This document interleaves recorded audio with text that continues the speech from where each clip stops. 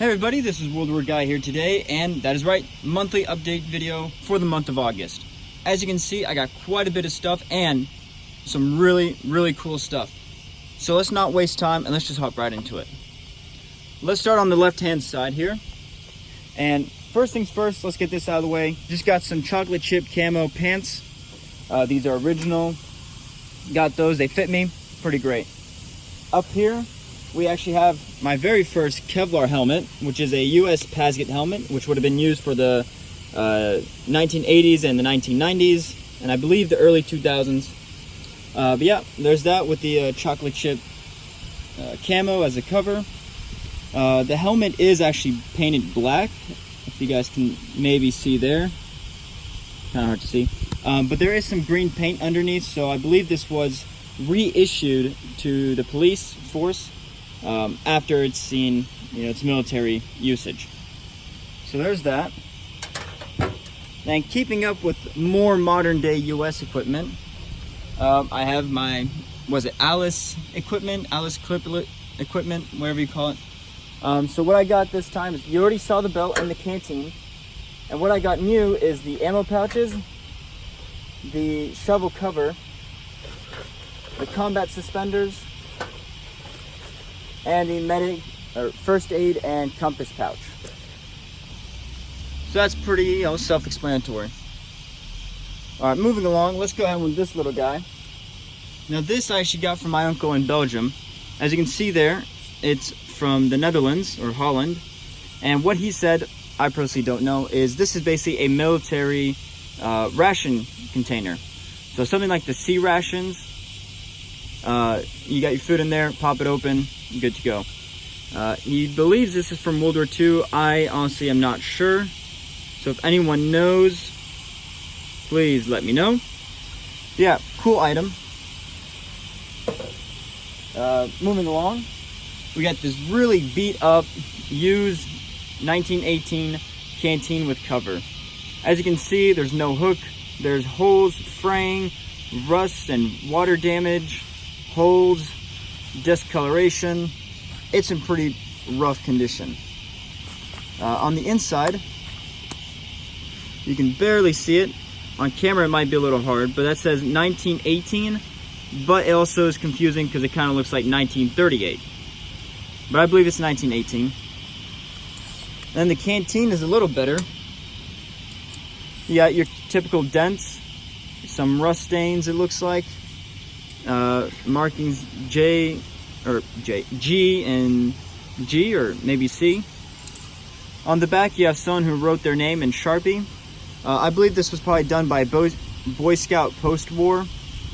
And then here you see 19, and I believe that's going to be 18. So 1918. Yeah, and chain is busted, hold with a band-aid. But yeah, pretty neat. I love collecting canteens. I think they display really nicely and they're just a really cool item. So that's why I got it. But yeah, still really cool. All right, bayonets. First, we got a relic condition M1 Grand bayonet. This was given to me by my cousin, who got it from our grandfather's brother. So I guess you can say great uncle. But yeah, so this is a relic condition M1 Grand bayonet. So most likely a GI did use this, maybe lost it or died, who knows, and kind of just was lost in the ground for a couple years. Yeah, no markings, can't see them anymore, but still really cool piece.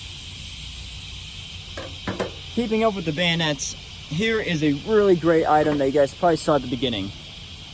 It is a World War I Imperial German bayonet. So this is really nice. Sometimes it's known as the butcher bayonet. A lot of times you see them with serrated tops here. These are mostly for engineers. You need to cut small twigs or whatever it may be. But this one doesn't have it, which is fine.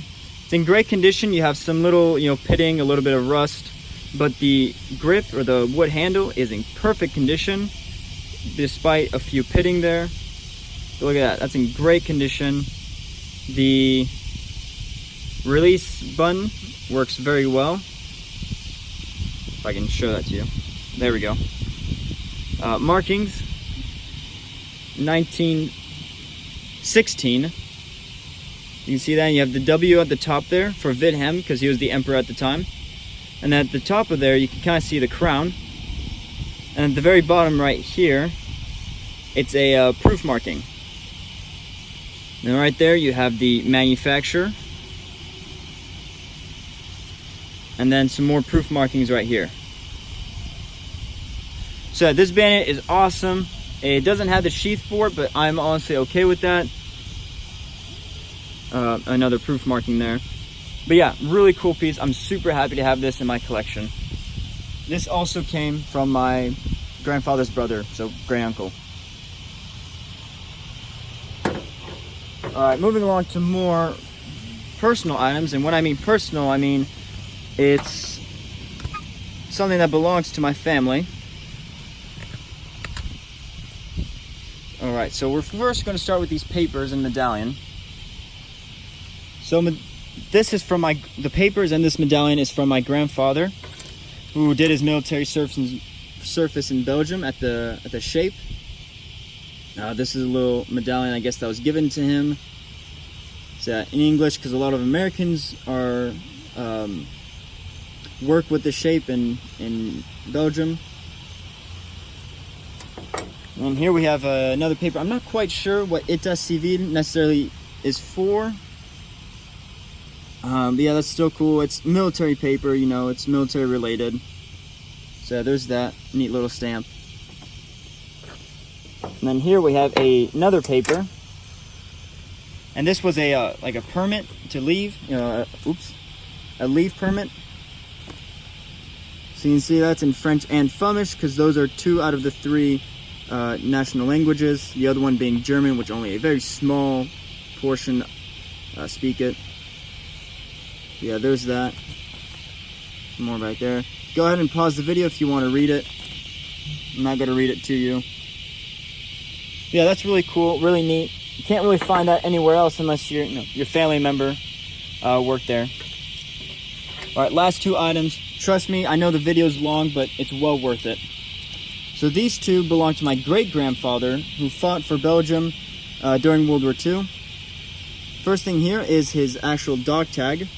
This would have been worn on the wrist like a bracelet, not like a necklace like the US or Germany. So yeah, serial number, I believe, and then his last name with his first and middle name initial. And you basically just wrap it around your wrist like any sort of necklace or bracelet. And there you go. And then going with that is actually his prisoner tag, because he was captured. He was a prisoner of war. He was captured in 1940. And he was sent to Stalag 1A. And here you have his serial number, and then B, maybe for Group B, not sure. But yeah, so this is what he would have had when he was a prisoner of war. And I will do a separate video on these items and him a little bit. I just need to gather more information and other things. But yeah, so this means a lot to me. This grouping right here. And so yeah, so that was a long video. Like I said, I had quite a bit of things from actually quite a bit of different countries. You have US, Netherlands, Germany, and Belgium. That's pretty good. Really interesting items. Like I said, sorry the video was really long, but it was worth it. If you liked the video, drop a like, write a comment, share, and subscribe. But besides that, you guys have a great day.